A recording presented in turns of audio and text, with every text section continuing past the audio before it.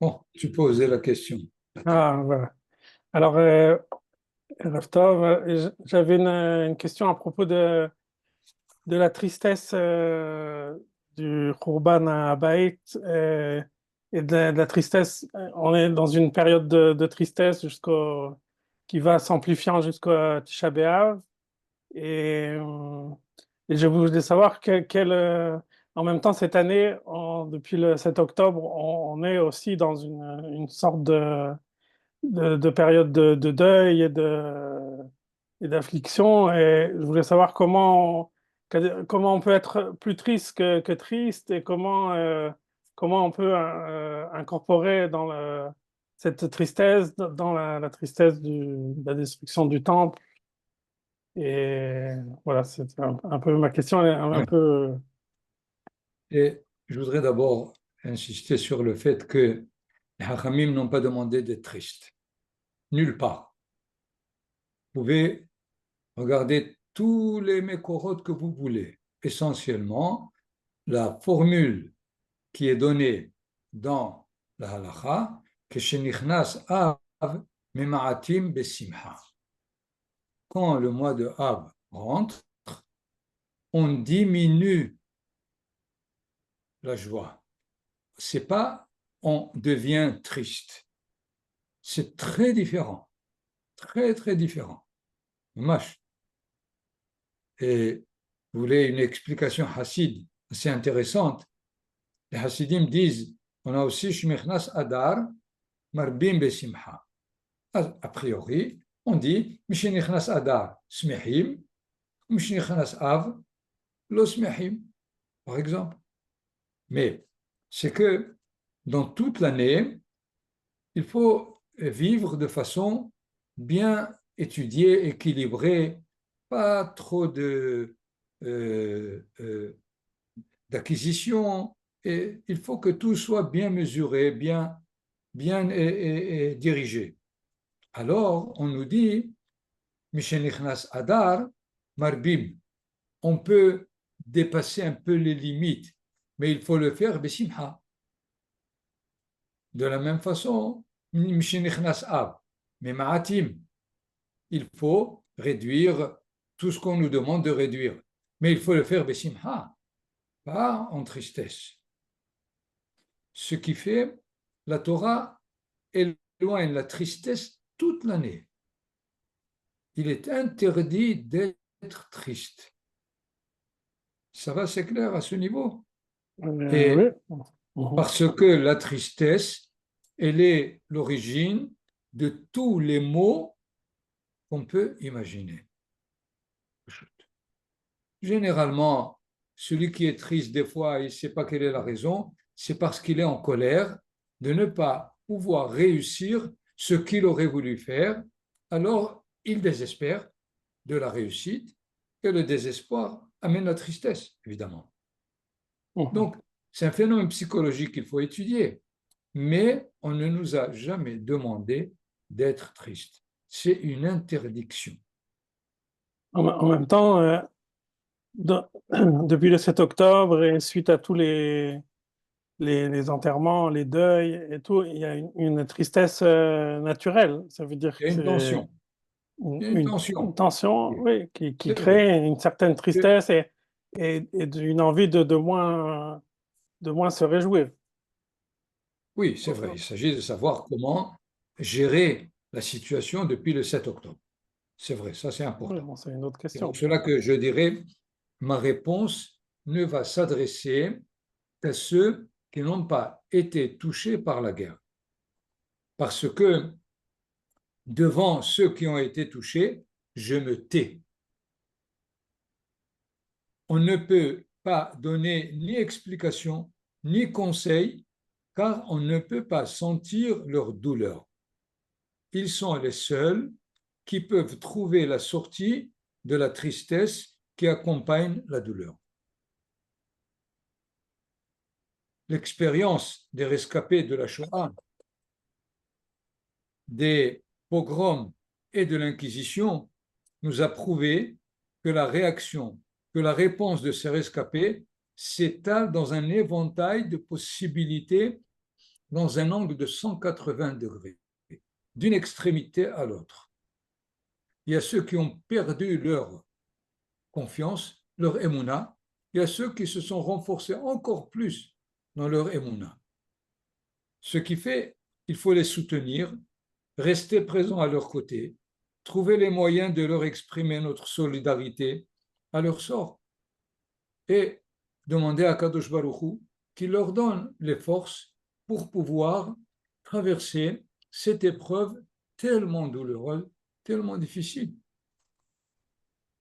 Pour le deuxième groupe, Baruch Hashem, qui n'a pas été touché, il faut que chacun assume sa responsabilité par rapport à la nation d'Israël dans l'état actuel. D'abord, éviter la panique, le désespoir, la tristesse, l'indifférence, la critique au nom de la liberté d'expression que l'on fait sans précaution. Je rappelle toujours le cas de Eliyahu, on pourrait rapporter même pour d'autres. Le cas d'Eliyahu est très mis en relief dans l'histoire des Nevi'im. Eliyahu était quelqu'un qui avait un excès de zèle, dans le sens où, quand il a exterminé 400 idolâtres du temps de Ahav, alors il a été poursuivi par Izével, la femme de Ahav, et il a dû s'enfuir pour ne pas qu'elle l'attrape. Et il est parti au mont Sinaï. Et une voix lui dit, qu'est-ce que tu fais là? Il dit, Kano kineti l'Hashem tsevaot. Je suis jaloux, plein de jalousie pour l'Éternel des myriades. Azevu beritecha, azevu toratecha Israël, ve beritecha hilelu. Voilà, il rapporte un dossier tellement négatif. Akadosh Baruch Hu reprend encore la même question et lui, il reprend la même réponse. Quelle est la réaction de Akadosh Baruch Hu? Il lui dit, je ne peux plus travailler avec toi. C'est-à-dire, mets-toi de côté, nomme Elisha, un avis à ta place, et toi, je ne peux pas supporter ta façon de t'exprimer pour Israël. Eliyahu, un avis. Et des gens ici se permettent de critiquer le peuple d'Israël à tous les niveaux. De quel droit? On peut critiquer, mais d'abord donner les qualités, donner le bon côté des choses, expliquer ce qu'on peut arranger, mais pas immédiatement se mettre à et négativiser les conduites, la situation et la rendre absolument invivable. La critique doit être constructive dans une terminologie où on exprime ce que la providence divine nous donne, la capacité de répondre aux tentations de nos ennemis, de croire qu'ils peuvent nous vaincre. Il faudrait développer ceci. C'est quelque chose duquel on ne se rend pas compte. Je peux vous dire de sources qu'on appelle officielles. Mon fils Shmuel, qui était dans la fabrication de Hetz, Shalosh. Le soir du 13 avril, le lendemain, c'était évidemment Yom Rishon, il me téléphone et il me dit, on est absolument, on ne sait pas comment ça a réussi. C'est pas possible, parce que jusqu'à présent, ils n'ont pas mis en route le Hetz. Il était simplement au niveau expérimental. Et généralement, tout ce qui est expérimental, quand on l'emploie, il marche à 60%, 70%, 80%. Il me dit, ah bah, ça a marché à 95%. C'est pas possible. Alors, ces événements-là, on ne peut pas passer à côté et dire, bah allez, c'est la technologie, c'est l'armée, etc. Il faut être capable de bien savoir qu'est-ce qui se passe pendant ces lunes. Il se passe des choses énormes desquelles on ne se rend même pas compte. Ceux qui sont là-bas, c'est eux qui savent qu'est-ce qui se passe. Et alors, c'est pour cela que je dis, il faut d'abord pouvoir mettre en valeur ce que la providence divine nous donne malgré la catastrophe. C'est sûr. Une étude de notre histoire 3 fois millénaire prouve qu'aucune tentative n'a réussi alors qu'on était sans défense. Ce qui fait chacun de nous a reçu un don de Akadosh Baruch Hu, qu'il sache le mettre au service d'Israël. C'est ce que je conseille dans cette situation jusqu'à ce que, Be'ezer Hashem, on ait la délivrance de cet état. Voilà, si vous avez encore quelque chose qui vous gêne, je suis prêt, sinon on passe à la paracha de Vaetran.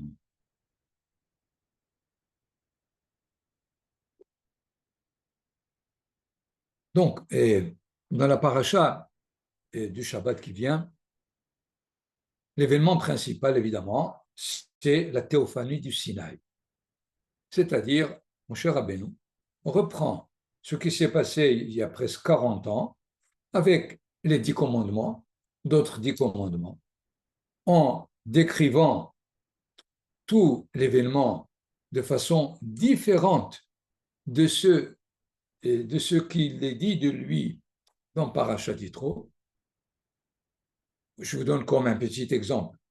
Et la paracha dit et répète sans arrêt, je crois 4 ou 5 ou 6 fois, qu'il aurait item kol temuna. Vous n'avez rien vu comme image.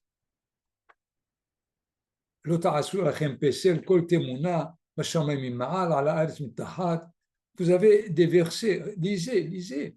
Alors que, quand on lit la paracha de Yitro, on nous dit, par exemple, à propos de Atzilé Bene Israël,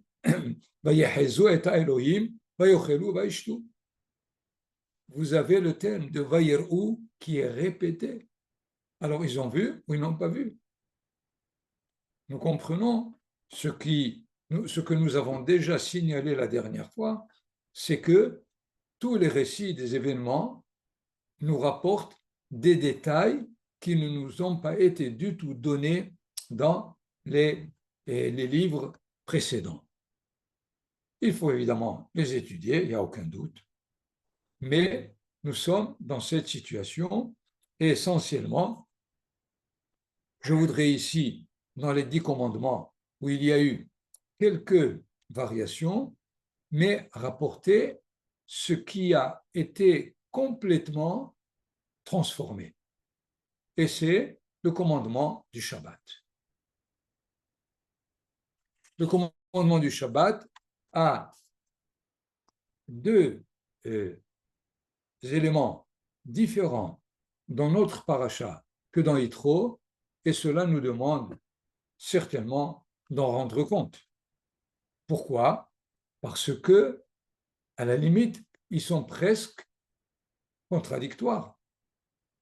D'une part, l'annonce du commandement lui-même. Dans l'un, c'est Zachor et Yom HaShabbat et Kadesho. Et dans l'autre paracha, Shamor et Yom HaShabbat et Kadesho.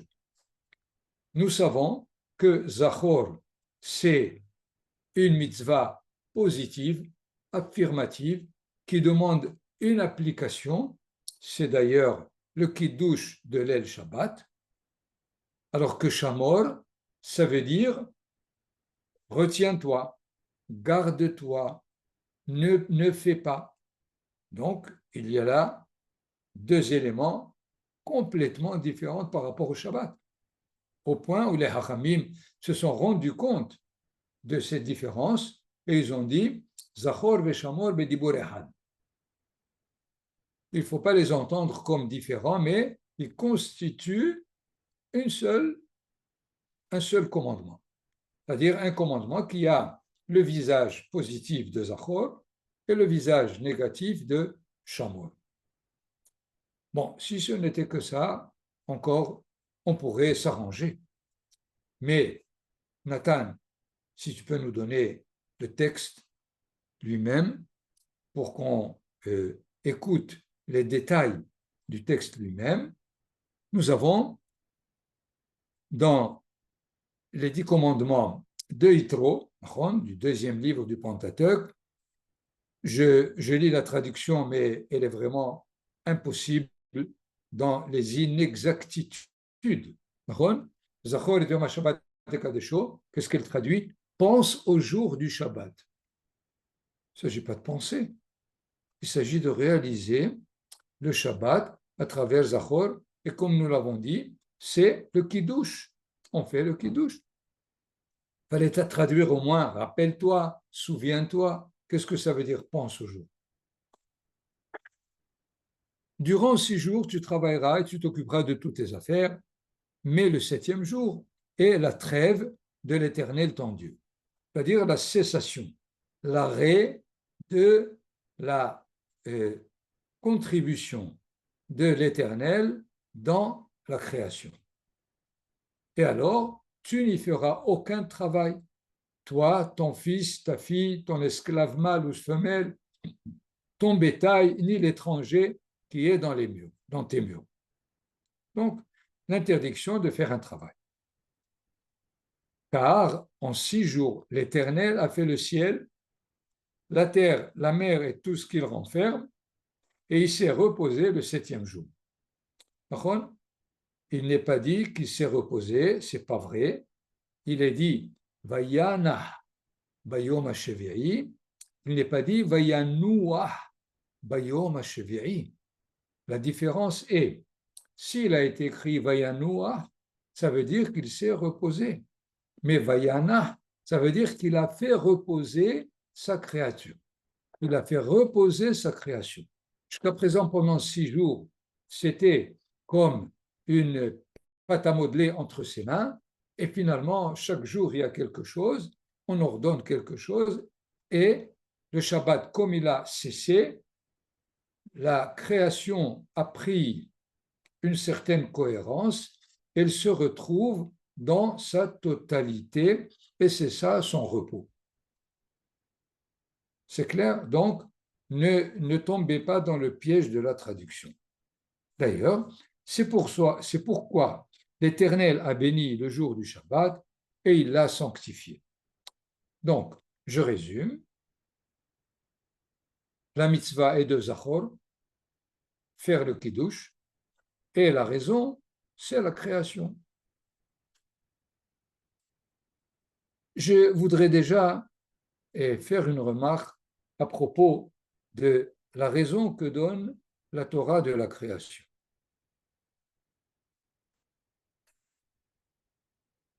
A priori, la Torah, chaque jour, dit Vayaerev Vayiboker, Yom Echad, Yom Sheni, Yom Shlishi, mais quand elle arrive au 7e, elle ne dit pas Vayaerev Vayiboker, Yom Shevi'i. Elle ne dit pas c'est le 7e, que ça y est, c'est achevé. Donc le 7e n'est pas achevé. Donc nous sommes maintenant dans le 7e jour de Hakadosh Baruch Hu. C'est-à-dire nous sommes dans le Shabbat de Hakadosh Baruch Hu. Hakadosh Baruch Hu est dans Shabbat et nous, pas du tout. Nous, on nous dit au dernier verset du chapitre, Dieu a béni le 7e jour et il l'a sanctifié, Kibo Shabbat Mikol Melachto, parce que c'est en lui qu'il a cessé son travail, Asher bara Elohim la'asot. C'est-à-dire pour que l'on continue son œuvre. Alors, à mon avis, conclusion, nous sommes dans le Shabbat de Hakadosh Baruch Hu pour l'améliorer, pour le mettre en marche quelque part, on ne sait pas jusqu'où, c'est-à-dire que nous devons continuellement travailler. On ne peut pas faire Shabbat. Si on fait Shabbat, on s'arrête de travailler, mais on nous dit de continuer à travailler. Alors, que veut dire le Shabbat? Si Asher bara Elohim la'asot, D'accord? Retenez la question. Nous savons aussi que avant d'arriver aux 10 commandements de Yitro, le texte que l'on dit chaque Shabbat le matin avant le Kiddush, évidemment même le soir avant la Tfila, et dans Shacharit. ושמרו בני ישראל את השבת, לעשות את השבת לדורותם ברית העולם. Les enfants d'Israël seront donc fidèles au Shabbat en l'observant dans toute leur génération comme un pacte immuable. C'est-à-dire, il faut traduire ici le mot Berit comme une alliance. Akadosh Baruch Hu, à travers le Shabbat, il fait une alliance avec nous. Pourquoi? Quel est le but de cette alliance? Une alliance, généralement, se fait entre deux parties, c'est-à-dire entre Akadosh Baruch Hu, qui lui a cessé de travailler, et entre Israël, qui doit continuer de travailler. Alors, l'alliance n'est pas en parallèle des deux côtés. Comment pourrait-on donc comprendre cette alliance comme étant valable pour nous deux dans le même contenu? Et ensuite, évidemment, on nous dit Béni ou Ben Bene Israël, Otehi Le'olam. Entre moi et Israël, c'est écrit symbole. Il n'y a pas de symbole dans le judaïsme, sachez-le. Il n'y a pas de symbole. On ne fait pas quelque chose pour symboliser. Du tout. C'est qu'on appelle, je fais une blague, c'est un saint qui n'a pas de bol, le pauvre. D'accord? Donc, il faut comprendre quel est le signe hôte. Hôte, c'est un signe qu'on donne, un sens quelque part. Donc, retenons, j'espère qu'on va essayer de rétablir toutes ces questions. Mais voilà que les 10 commandements de notre paracha donnent-nous le texte suivant. Là, commence par Shamor et Toma Shabbat et Kadesho. Il faut garder le Shabbat, c'est-à-dire ne pas faire des travaux. Le commandement commence comme l'autre, mais il termine au verset 14, et tu te souviendras que tu fus esclave au pays d'Égypte et que l'Éternel, ton Dieu, t'en a fait sortir d'une main puissante, d'un bras étendu. C'est pourquoi l'Éternel, ton Dieu, t'a prescrit d'observer le jour du Shabbat. C'est-à-dire deux choses dans ce verset. Le Shabbat, parce que je suis sorti d'Égypte, et le Shabbat, c'est la raison pour laquelle à moi il a été donné, il n'a pas été donné aux Goïm, aux autres. Alors que la raison qui a été donnée dans les premiers 10 commandements, qui est que Dieu a créé en 6 jours, c'est valable aussi pour les Goïm. Donc, c'est comme s'il y avait deux raisons qui étaient contradictoires aussi. L'un implique toutes les créatures créées pendant les 6 jours, et ici, dans notre paracha, il exclut tout le monde sauf Israël. De quoi il s'agit? Bon, on va essayer, j'allais vous dire, je vais essayer de construire comme un Lego. On va essayer de faire quelques remarques pour essayer de construire quelque chose qui va être cohérent. Première remarque, à propos de la création. La Torah nous donne le premier chapitre dans lequel on nous dit que Dieu, il a créé pendant 6 jours. C'est pas vrai, d'abord. La création a été faite en une, si on peut dire, en une seconde, en une tierce de seconde, en dehors du temps, tout simplement. Dieu a créé, c'est-à-dire immédiatement, dès qu'il a dit le mot bara, tout est là. Qu'est-ce que c'est donc les 6 jours? C'est les 6 jours de l'œuvre. Il ordonne son œuvre.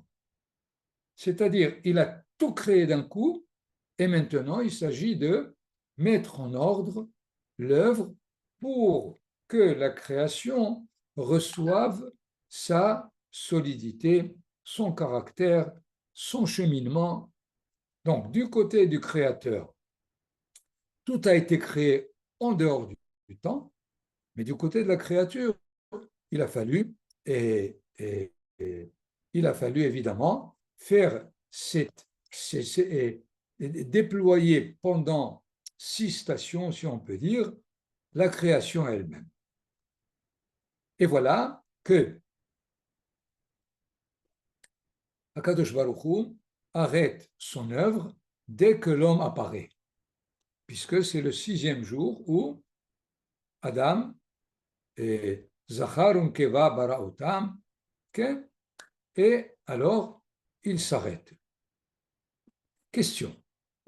Est-ce que la Torah nous raconte ce chapitre pour nous dire qu'il y a un créateur? Non. Pourquoi? Parce que le premier verset aurait suffi. Bereshit bara Elohim et hashamayim ve'et haaretz. C'est tout. Largement suffisant. J'ai appris qu'il y a un créateur, que c'est Dieu qui a créé les cieux et la terre. Évidemment, dans les cieux, j'inclus toutes les créatures spirituelles, intellectuelles, en dehors du temps, et dans la terre, Haaretz, c'est certainement pas notre petit globe, mais c'est tout ce qui est matériel possible, il a été créé. Ce qui fait, la question revient, pourquoi la Torah nous raconte le premier chapitre? Le fait qu'il y ait un créateur, ce n'est pas une question théologique. La Torah veut nous dire que le créateur a un projet pour sa créature. C'est pour cela qu'elle nous raconte ce qu'elle nous raconte. Déjà, le phénomène de création, c'est un phénomène absolument inintelligible. Ce n'est pas possible de nous représenter qu'est-ce qui s'est passé au moment de la création. Ce n'est qu'à partir du moment où Asher bara Elohim la'asot, alors là, on peut peut-être commencer à être renseigné de ce que Akadosh Baruch Hu aurait voulu qu'on fasse. C'est-à-dire que, finalement, la cessation de l'intervention de Akadosh Baruch Hu dans son monde donne le relais à l'homme afin qu'il mène la création de Dieu vers son but. Quel est le but? Évidemment, de passer du 7e jour au 8e jour. C'est-à-dire réussir ce qui n'a pas été réussi jusqu'à présent, après les 7 jours, et finalement amener, grâce à l'effort humain, le monde à traverser le 8e jour jusqu'à ce qu'on puisse dire c'est le hidouche, à mon avis, génial de Harav Yehuda Ashkenazi Manitou. D'ailleurs, tout s'explique du fait qu'après la sortie du Shabbat, Eliyahu Hanavi, etc., pour qu'il nous annonce finalement qu'on va passer au 8e jour.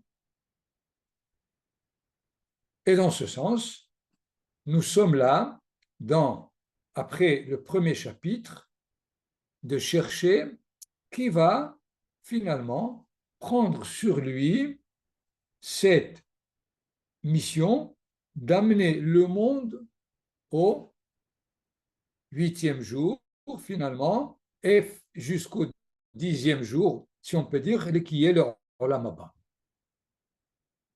Que ce Olam Hazé arrive au Olam Haba. C'est ça le projet divin qu'il donne entre les mains de l'homme. Évidemment, la Torah commence à raconter et à poser la question, Bevakasha, qui est-ce qui aurait voulu le faire? Évidemment, la Torah raconte 7 échecs. L'homme premier, faute. La deuxième génération de Caïn, le meurtre. La troisième génération, l'idolâtrie qui a commencé avec Enoch. La quatrième, le déluge. La cinquième, Dorapalaga, la tour de Babel.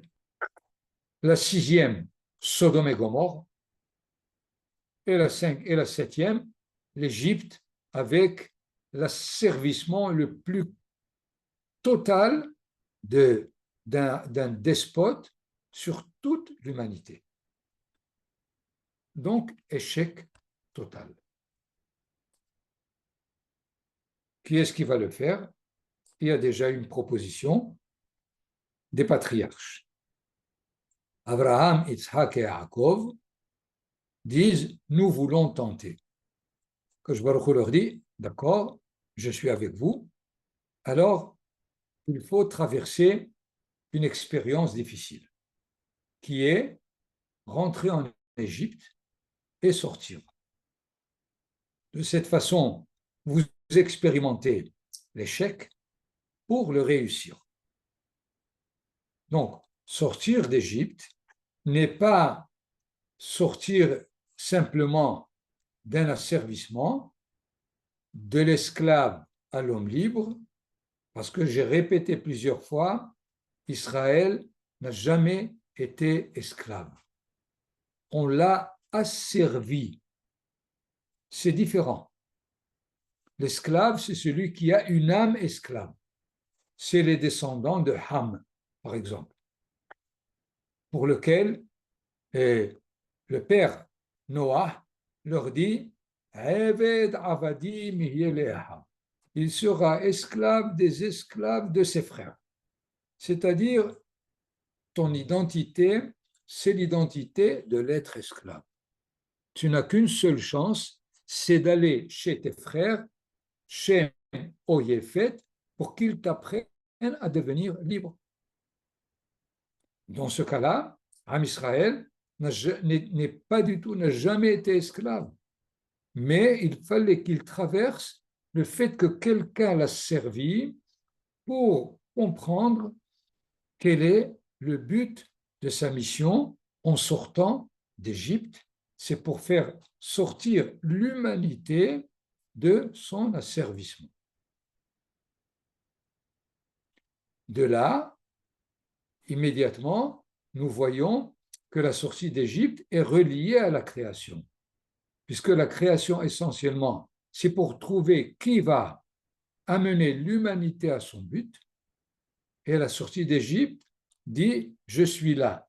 Le peuple d'Israël dit « je suis là, je prends sur moi de le faire ». D'ailleurs, c'est pour cela qu'on dit « Kol Israël, Ishlaim Helek la'olam haba ». Comment? Qu'est-ce qui se passe? Pourquoi? Ah bien parce que ils ont pris sur eux le fait de prendre ce monde Olam Hazé et l'amener à Olam Haba. Donc, ils sont partenaires du Olam Haba. Donc, nous voyons ici pourquoi les deux commandements se relient, se complètent. On ne peut pas parler du premier sans le deuxième, ni du deuxième sans le premier. C'est-à-dire, on ne peut pas parler de la création sans la révélation qui a été faite à Israël pour remplir sa mission. On ne peut pas non plus parler d'une révélation si on ne sait pas qui s'est révélé. Donc, celui qui a créé le monde s'est révélé pour donner à celui qui est prêt de faire le projet à réussir. Ça va jusque-là, j'espère. Je n'ai pas probablement élargi toutes les notions qui ont besoin d'être vraiment, vraiment bien détaillées, mais je voulais simplement d'abord relier. Donc, revenons à la première question. Si on est dans le Shabbat de Dieu, c'est-à-dire Dieu ne fait rien et c'est moi qui dois faire, donc je dois continuellement faire. Alors le Shabbat, c'est quoi? Pourquoi je dois m'arrêter de travailler? Parce que je suis obligé de savoir que tout ce que je travaille doit aboutir quelque part. Où est-ce qu'il doit aboutir? Au 10e niveau, si on peut dire, de la création, qui est Olam Haba. C'est pour ça que les Haramim disent Shabbat me'en Olam Haba. C'est-à-dire que pendant le Shabbat, j'essaie de me rappeler, de revivre, si on peut dire, ce, ce monde réussi que Akadosh Baruch Hu aurait voulu voir. Donc, pendant les 6 jours, c'est l'œuvre que je fais, dans laquelle je vais faire réussir la création, et Shabbat, c'est le jour où je me rappelle du but de mon travail.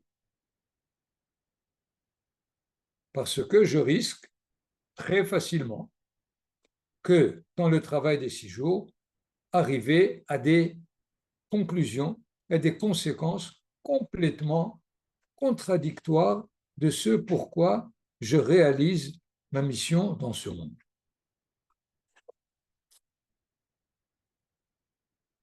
Ça va? Et peut-être que j'ai été un peu rapide, mais si vous voulez poser des questions ou des remarques, il vaut mieux le faire, donner encore quelques minutes qui nous restent effectivement dans le temps de l'étude pour vous répondre.